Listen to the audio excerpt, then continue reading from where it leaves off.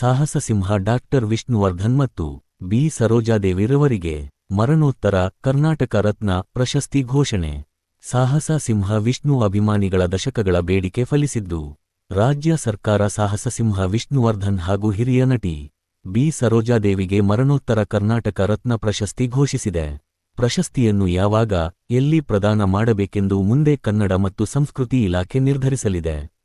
ಸಂಪುಟ ಸಭೆಯಲ್ಲಿ ರಾಷ್ಟ್ರಕವಿ ಕುವೆಂಪು ಅವರಿಗೆ ಭಾರತ ರತ್ನ ನೀಡಬೇಕೆಂದು ಕೇಂದ್ರಕ್ಕೆ ಪತ್ರ ಕಳುಹಿಸಲು ನಿರ್ಣಯ ಅಂಗೀಕರಿಸಲಾಯಿತು ಎಂದು ಕಾನೂನು ಮತ್ತು ಸಂಸದೀಯ ವ್ಯವಹಾರ ಸಚಿವ ಎಚ್ ಕೆ ಪಾಟೀಲ್ ತಿಳಿಸಿದ್ದಾರೆ. ಇತ್ತೀಚೆಗಷ್ಟೇ ಸಿಎಂ ಸಿದ್ದರಾಮಯ್ಯ ಅವರನ್ನು ಭೇಟಿಯಾಗಿದ್ದ ಹಿರಿಯ ನಟಿ ಭಾರತಿ ವಿಷ್ಣುವರ್ಧನ್, ಅನಿರುದ್ಧ್ ಅವರು ಮನವಿ ಮಾಡಿಕೊಂಡಿದ್ದರು.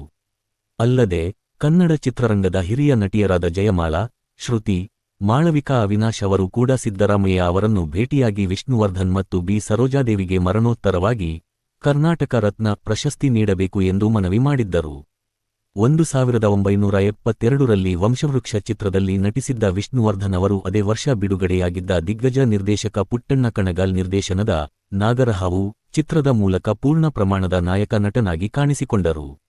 ಈ ಚಿತ್ರ ಬ್ಲಾಕ್ ಬಸ್ಟರ್ ಚಿತ್ರವಾಗಿದ್ದು ಮೊದಲ ಪ್ರಯತ್ನದಲ್ಲೇ ವಿಷ್ಣುವರ್ಧನ್ ದೊಡ್ಡ ಅಭಿಮಾನಿ ಬಳಗವನ್ನು ಸೃಷ್ಟಿಸಿಕೊಂಡರು. ಕನ್ನಡ ಸೇರಿದಂತೆ ತಮಿಳು, ತೆಲುಗು, ಮಲಯಾಳ, ಹಿಂದಿ ಭಾಷೆಗಳಲ್ಲಿ ಸುಮಾರು 220 ಸಿನಿಮಾಗಳಲ್ಲಿ ವಿಷ್ಣುವರ್ಧನ್ ನಟಿಸಿದ್ದಾರೆ. ಬೆಂಗಳೂರು ವಿಶ್ವವಿದ್ಯಾಲಯವು 2005ರಲ್ಲಿ ವಿಷ್ಣುವರ್ಧನ್ ಅವರಿಗೆ ಗೌರವ ಡಾಕ್ಟರೇಟ್ ಕೊಟ್ಟು ಗೌರವಿಸಿತ್ತು.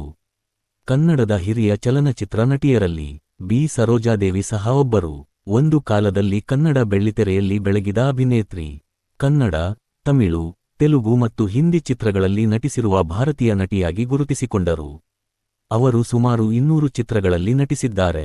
ಕನ್ನಡದಲ್ಲಿ ಅಭಿನಯ ಸರಸ್ವತಿ ಮತ್ತು ತಮಿಳಿನಲ್ಲಿ ಕನ್ನಡತು ಪೈಂಗಿಲಿ, ಕನ್ನಡದ ಗಿಳಿ ಎಂಬ ಉಪನಾಮಗಳಿಂದ ಕರೆಯಲಾಗುತ್ತದೆ. ಸರೋಜಾದೇವಿಯವರು ಹಲವು ಪ್ರಶಸ್ತಿಗಳನ್ನು ಮುಡಿಗೇರಿಸಿಕೊಂಡಿದ್ದಾರೆ. ಭಾರತದ 60ನೇ ಸ್ವಾತಂತ್ರ್ಯ ದಿನಾಚರಣೆಯ ಅಂಗವಾಗಿ ಭಾರತ ಸರ್ಕಾರ 2008ರಲ್ಲಿ ಜೀವಮಾನ ಸಾಧನೆ ಪ್ರಶಸ್ತಿ ನೀಡಿತ್ತು. ಇನ್ನು 1992ರಲ್ಲಿ ಪದ್ಮಭೂಷಣ ಪ್ರಶಸ್ತಿ ಮತ್ತು 1969ರಲ್ಲಿ ಪದ್ಮಶ್ರೀ ಪಡೆದಿದ್ದರು.